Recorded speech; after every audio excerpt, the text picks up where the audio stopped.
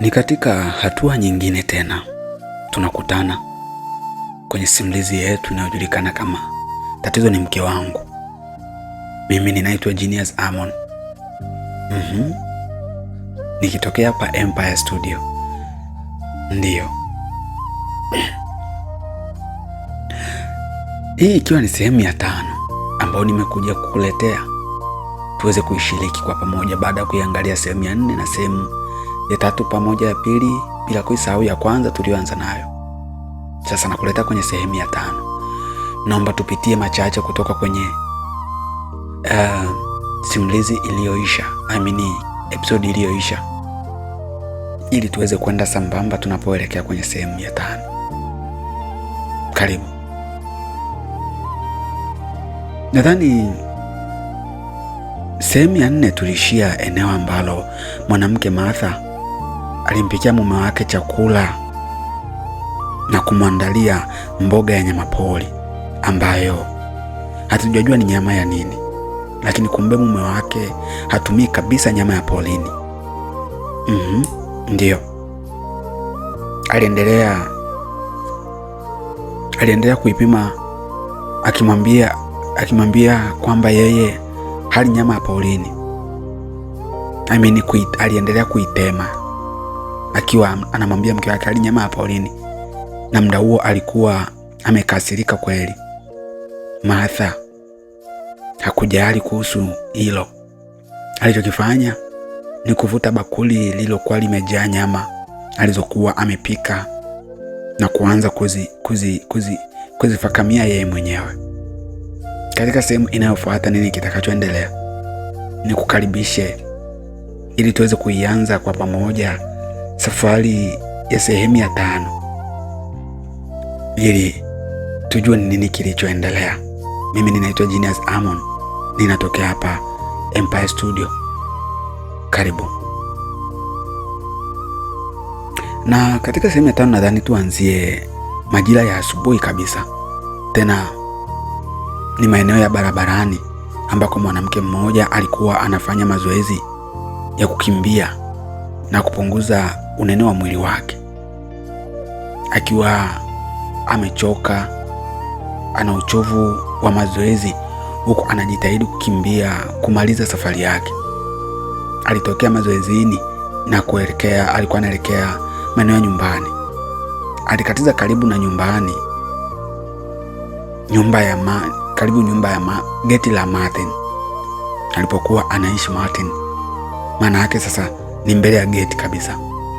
Bila kutarajia, akiwa katika mazoezi mazito, huku anafanya mazoezi akiwa na uchovu aliyotoka nao huko alipotoka. Dada huyu aliyekuwa anaitwa Noela alishtuka anamwagiwa maji machafu yaliyokuwa yanatoka huko ndani bila kujua ni maji ya nini.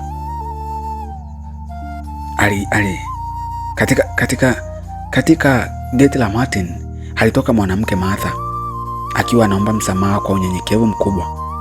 Alisema, "Samahani, kipindi unapita sikuweza kukuangalia, na ndio maana sikukuona kipindi na mwaga maji. Naomba unisamehe tafadhali." Noela alikasirika kweli.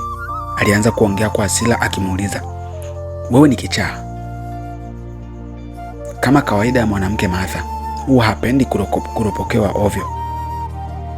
Hapendi kufokewa kama mtoto.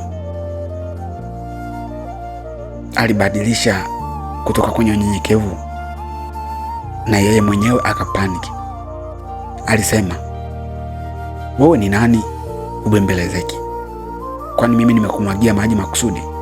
Noela alikasirika. Alisema, "Wewe mwanamke, unajiona ulivyokuwa na akili mbovu Umenimwagia maji, tena maji machafu, na bado unanifokea." Martha alimwangalia kwa hasira. Alikasirika na kumwijia juu kwa hasira kweli. Alisema, "Wewe ni nani usifokewe? Sasa unabembelezwa, unataka mpaka mtu aliye machozi ndio ujue kwamba umebembelezwa." Noela kwa hasira alizokuwa nazo alijikuta anamzaba kibao Martha. Martha alizabwa kibao cha kwanza, akamzaba na kibao cha pili. Martha akiwa anashtuka, hajakaa sawa, aliona mwanamke ananichezea. Alimvuta kwa kumshika tai, alimzaba kibao cha kwanza na cha pili na cha tatu. Mlinzi wa Martha aliyekuwa anakaa pale getini, ambaye alikuwa anaitwa John, alishangaa na alishtuka kuona yule mwanamke amekuwa na ujasiri wa kumzaba kibao mke wa bosi wake. Hakushangaa kwa sababu ya kibao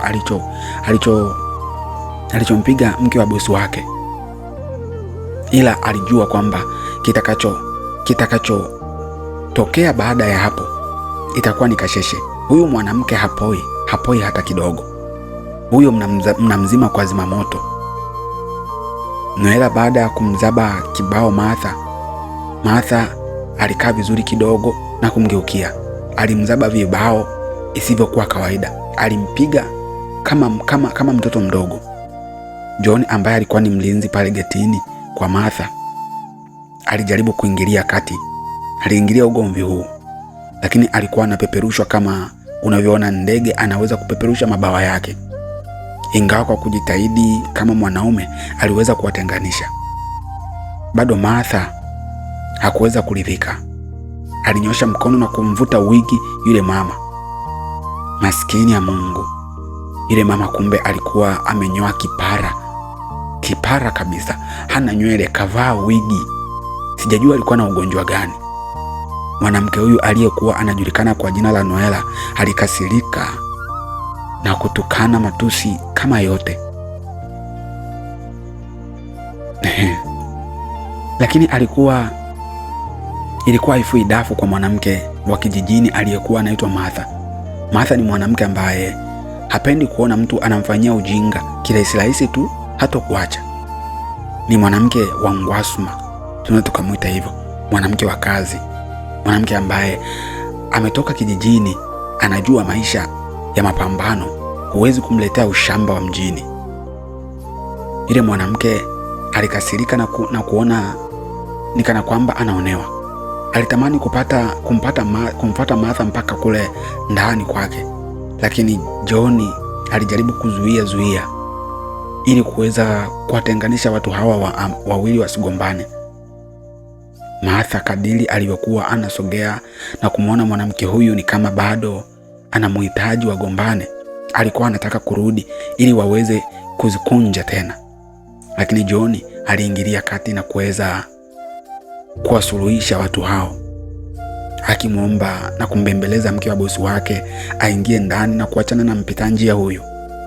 Mwanamke huyu aliyekuwa anaitwa, ambaye alikuwa anafanya mazoezi, alitokana matusi ya kutosha, lakini kwa Martha ilikuwa ni kama anajipukutisha mavumbi tu.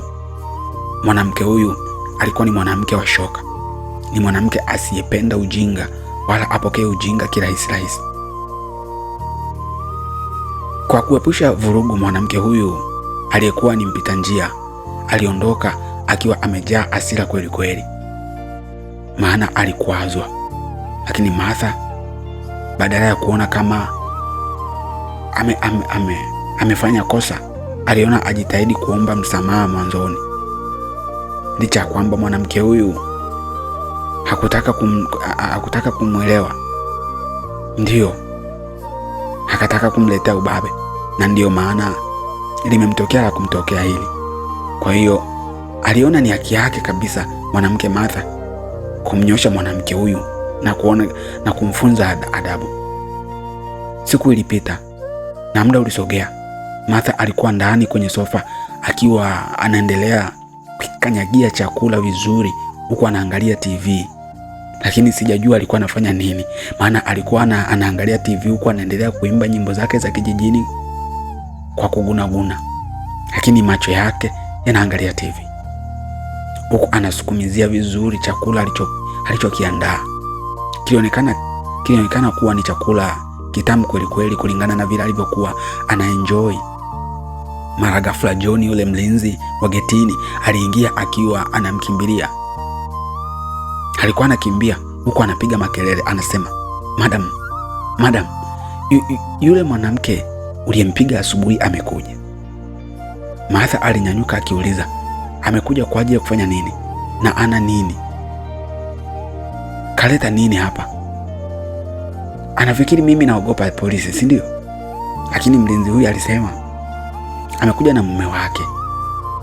Martha akasema amekuja na mume wake ili wafanye nini? Kupambana Martha alinyanyuka akiwa amebebelea sahani alizokuwa nazo. Anataka kutoka nje.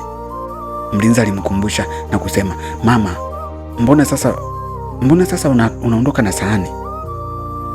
Martha alikumbuka kurudisha sahani, akaanza kukunja kitenge alichokuwa amejifunga huku akiwa anaelekea getini. Alikuwa anaenda kushughulika na hawa wanafamilia waliokuja kutetea haki yao. Noela, mwanamke kibonge aliyekuwa anafanya mazoezi asubuhi, alikuwa amesimama getini pamoja na mume wake, wakiwa wanasubiri kuona huyu mwanamke. Sasa mume wake alikuwa anataka kujua huyu mwanamke aliyempiga mke wake alikuwa ni nani katika mtaa huu. Ile Martha anatoka nje, alikutana na maneno ya huyu mwanaume akiwa anajiamini, amejaa jazba, akiamini kwa sababu kaja kamkuta mwanamke huyu atashughulika naye. Na mwanamke yule kibonge Noela alikuwa anajiamini kwa sababu kaja na mume wake. Kwa alijua basi hawezi kufanywa chochote. Hii ilikuwa ni sehemu ya 5. Nini kitakachoendelea katika sehemu ya 6? Simulizi inayofuata. Je, Martha ataweza kufua dafu au ndio atawachanganya mume na mke au apige? Lakini je, wamefuata nini? Wamekuja kudai haki yao kwa ugomvi au wamekuja kumwelezea au wameamua kuja na viongozi? Mimi na wewe hatujui. Naomba tukutane katika sehemu inayofuata, sehemu ya 6, ili kujua nini kitakachoendelea. Mimi ninaitwa Genius Amon kutoka hapa Empire Studio. Karibu sana katika mwendelezo unaofuata. Kwa sasa nakupa mapumziko mafupi, tutarudi baadaye. Bye bye.